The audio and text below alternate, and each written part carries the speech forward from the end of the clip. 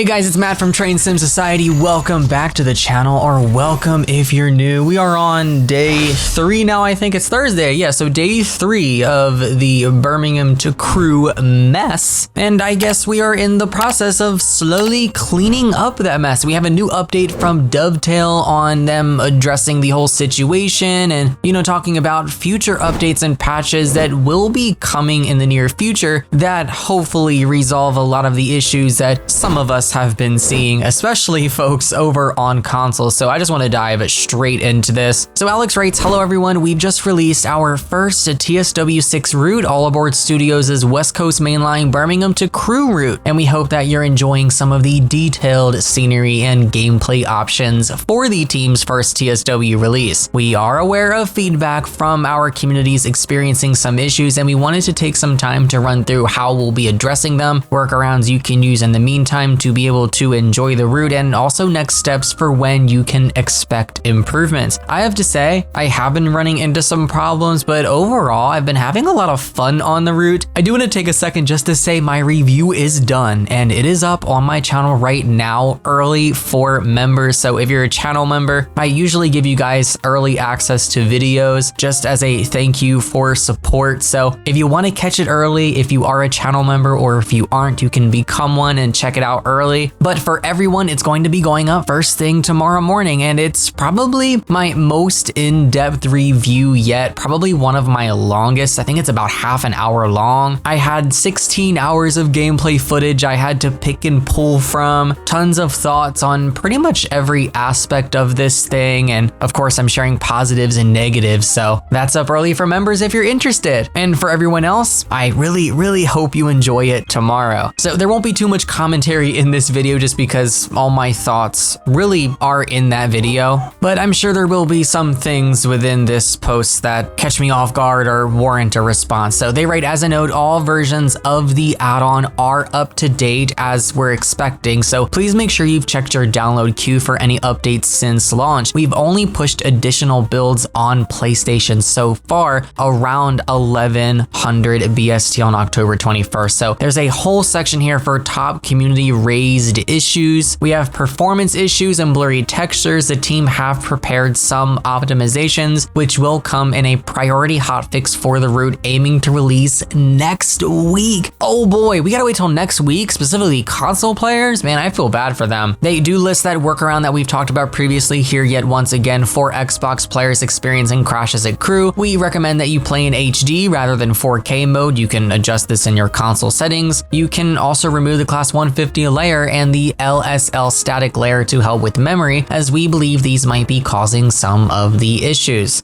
Why are players being asked to remove content they paid for to get a proper experience? This is a really piss poor excuse. I'm gonna say it. I'm happy that they're addressing all of this. This is nice to see here in front of my eyes, but it still doesn't take away from all of the severity of these issues. And the fact that 9th gen consoles are running into these problems, it's like Frankfurt S-Bahn all over again. So out of memory crashes heading into Crewe, they're aiming to resolve this in the Birmingham Crewe hotfix, details below. Lack of access to Voyager layers, they're aiming to resolve this as well in the Birmingham Crewe hotfix. Class 350 tutorial crashes, they're currently investigating, so that probably won't be in the hotfix. Destination board showing Wolverhampton as the destination. Timetables incorrect or showing no times. Audio missing on introduction and training modules, and subtitles not being translated. Class 390 cab facing the wrong way. Some issues with objectives not completing as expected, and NVIDIA GeForce now unavailable to download Birmingham to Crewe. So most of this is them investigating it, so it probably won't even be in the first patch. Just those two things here appear to be in this hotfix. So here is their update plan. Next week, Monday or Tuesday, we have that Birmingham Crewe hotfix. They write micro patches to improve crashing at Crewe, reduce texture blurriness, layering issues, and implement train faults. This patch should be arriving next week for all platforms, with consoles, Xbox S and X and PS5 coming first, and PC, Steam, and Epic platforms being folded into the TSW6 Core Update number 3 patch later during the week. So if you're experiencing problems on PC, I guess the way that I have been as well, then we have to wait even longer for some of these fixes. All of this could have been completely avoided if things were properly tested, especially on consoles, and even if they just delayed this by a week or two, I feel like that would have made a significant improvement. And I even mentioned I was concerned about this coming so soon, and that they should just keep that coming soon in the article that they posted for this route as just coming soon until it was actually ready for release, because it just felt too soon, and boy was I right. It definitely was way too soon. So for the Birmingham Crewe hotfix, they've added train faults, they've improved optimization at Crewe to reduce crashes and minimize texture blurring. This improvement may also help reduce crashes for scenarios starting in Crewe, but our teams are still reviewing. This is going to fix issues with XLM liveries causing texture blurring on consoles, and fix an issue where layer requirements were incorrectly set, preventing some players using those layers, notably for the Class 220. And lastly, it removed floating scenery on the approach to Stafford from Birmingham. Also, just judging by this list, I'm not seeing anything about fixing the AI SPADs, which is extremely disappointing. That's a major issue.